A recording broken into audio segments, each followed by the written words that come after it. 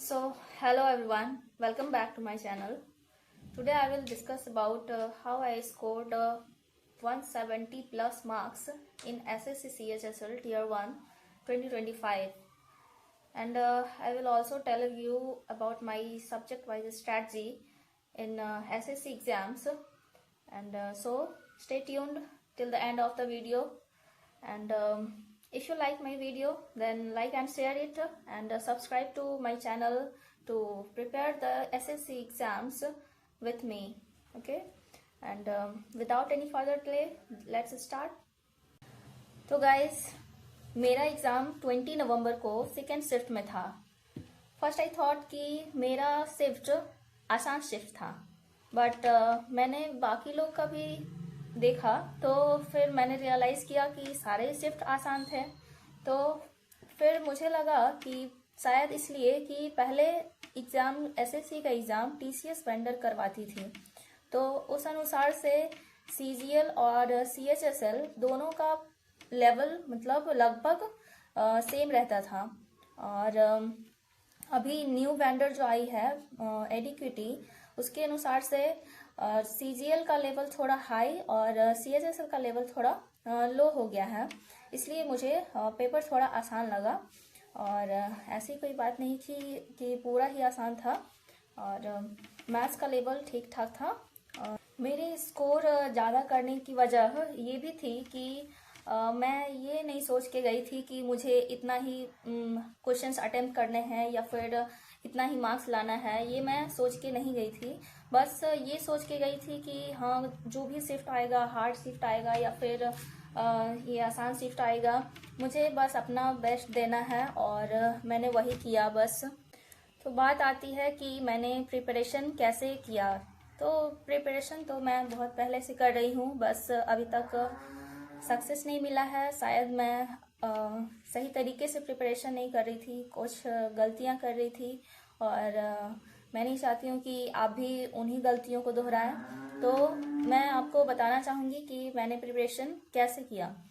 तो सबसे पहले अगर मैं मैथ्स की बात करूँ तो मैथ्स मेरा पहले से ठीक था, और मैंने मैथ्स का ऑफलाइन कोचिंग किया था, और उसके बाद फिर मैंने जो भी फुल मार्क्स में मैथ्स आते थे उसी को मैं सॉल्व करती थी, और जिस भी क्वेश्चंस में मैं फंसती थी उसका फॉर्मूला और उसको फिर से जाके कहीं वीडियो में देख ली या फिर उसका सॉल्यूशन देख ली.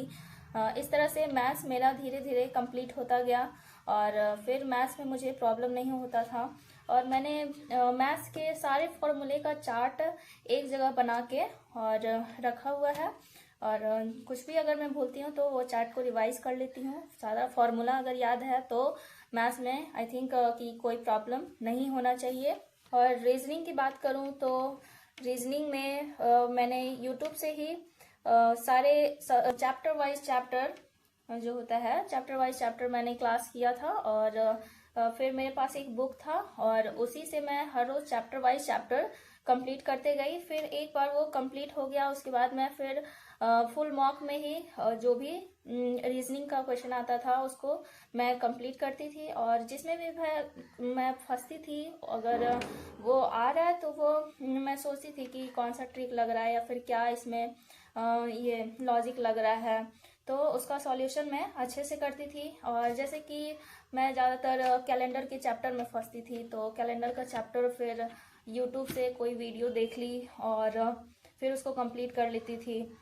और ऐसे तो आजकल कैलेंडर का ज़्यादा क्वेश्चन नहीं आता है, तो उतना उस पर ध्यान नहीं देती थी, और फिर भी अच्छा खासा रीजनिंग में मेरा मार्क्स आ जाते हैं. और बस उसमें इंस्टेंट जो होता है, दिमाग जो काम करता है वही उसमें रीजनिंग में काम आता है. और इंग्लिश की बात करूँ तो इंग्लिश में 3 चीज़ होता है, ग्रामर होता है और वोकैबुलरी और कॉम्प्रिहेंशन, ये तीनों को स्ट्रॉन्ग करना पड़ता है. तो ग्रामर के लिए तो मैंने एक ये नीतू सिंह का वॉल्यूम 1 जो आता है वो बुक, उसको मैं चैप्टर वाइज चैप्टर पहले बनाई थी और उसको फिर कंप्लीट कर लिया. और फिर वोकैबुलरी के लिए बुक लिया था ब्लैक बुक, और वो भी उससे इडियम्स फ्रेज और वन वर्ड सब्स्टिट्यूशन बिल्कुल अच्छे से तैयारी हो जाता है। उसको एक बार आप पढ़ ले तो फिर आपको इडियम फ्रेज और one word substitution I think कि कोई प्रॉब्लम नहीं होगा। और साइनोनिम्स एंटोनिम्स भी उसमें काफ़ी दिया हुआ है और वहाँ से भी आप कर सकते हैं। और अगर आपको साइट से कहीं से पीडीएफ मिलता है तो वहाँ से भी आप साइनो एंटो कर सकते हैं। और साइनो एंटो ऐसा है कि हर रोज़ आपको रिवाइज करने की ज़रूरत होती है। तो कहीं अगर वीडियो जैसे कि मैं हूँ कि एडिटोरियल का वीडियो देखा करती थी निमिषा मैम का, और उसमें साइनो एंटो हर रोज़ मैम बताती थी तो उससे रिवाइज होते जाता था। और इंग्लिश तो हो गया। और प्रीवियस ईयर के लिए हाँ एक बुक लिया था मैंने किरण पब्लिकेशन का इंग्लिश में, और वो मैं हर रोज़ चैप्टर वाइज चैप्टर करती थी। हर रोज़ मतलब चैप्टर वाइज तो नहीं हो जाता था, लेकिन एक दिन में जैसे कि 50 क्वेश्चन टारगेट बनाया और 50 क्वेश्चन करती थी। और इस तरह से मैंने इंग्लिश को प्रिपेयर किया। अब बात आती है जीके की। मेन गेम चेंजर तो जीके ही है भाई, कुछ भी कहो, अगर जीके में मार्क्स नहीं आता है तो रैंक तो ला ही नहीं सकते हैं। और मेरा तो जीके बहुत ख़राब था, मैं सच बताऊं तो मेरा जीके में उतना मार्क्स नहीं आ पाता था। और पहले शुरू में मैंने कहीं से सुना था कि लूसेंट पढ़ने से मतलब होता है कि शुरू में सुना था कि लूसेंट पढ़ो एसएससी के लिए, तो मैं लूसेंट भी पढ़ी थी। और कुछ मतलब कहीं यूट्यूब से भी वीडियोस वगैरह देख के क्लासेस कर लिया करती थी, तो कुछ याद होता था। मतलब बहुत मतलब रट्टा मारने वाला जो काम होता था मैं शुरू में वही करती थी, रट्टा मारने वाला काम। और फिर बहुत बाद में मुझे लगभग फरवरी 2025 में मुझे परमार सर के बारे में पता चला। तो उनका फिर मैं यूट्यूब पे वीडियो देखी और वन शॉट में उनका रिवीजन मैं की। और वन शॉट में की तो बहुत मुझे मतलब बेनिफिशियल लगा वो। तो मैंने उनका बैच भी परचेज किया हुआ है। और अभी मैं वो मेंस का प्रिपरेशन करवा रहा है तो वहीं से भी क्लासेस कर रही हूँ। और वहाँ से करंट अफेयर्स भी प्रोवाइड हो जाता है तो वहाँ से करंट अफेयर्स कर लेती हूँ। और फिर जीके का बुक के लिए सर का ही एक फैटमैन बुक आया है तो उसको मैं परचेज कर ली हूँ। और चैप्टर वाइज चैप्टर रिवाइज करते रहती हूँ। और रिवीजन करने के बाद जो भी सर वीडियो डालते रहते हैं, एफआरबी हो गया तो एक चैप्टर पढ़ा एफआरबी का वीडियो देख लिया, इस तरह से रिवीजन होते रहता है। और हाँ, इंग्लिश में मैं एक चीज़ और बताना भूल गई। इंग्लिश में मैं टेलीग्राम पे एक चैनल ज्वाइन की हुई थी।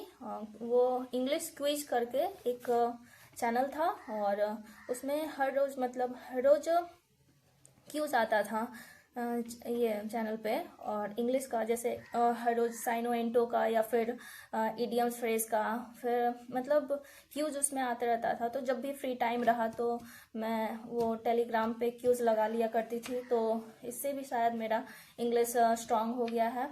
ज़्यादा स्ट्रांग तो नहीं बोल सकती है, अभी भी मतलब लगता है कि और भी पढ़ना होगा मुझे, क्योंकि ये सीजीएल मेंस का प्रिपरेशन करना है तो पढ़ना तो पड़ेगा ही। तो आप बने रहें मेरे साथ, मेरे चैनल को सब्सक्राइब कर लें, मैं आपको इन्फॉर्मेटिव वीडियो डालते रहती हूँ उस पर। और अगर आपको मेरा वीडियो पसंद आता है तो इसे लाइक और शेयर ज़रूर करें। आज की वीडियो के लिए बस इतना ही, मिलते हैं नेक्स्ट वीडियो में। Thank you.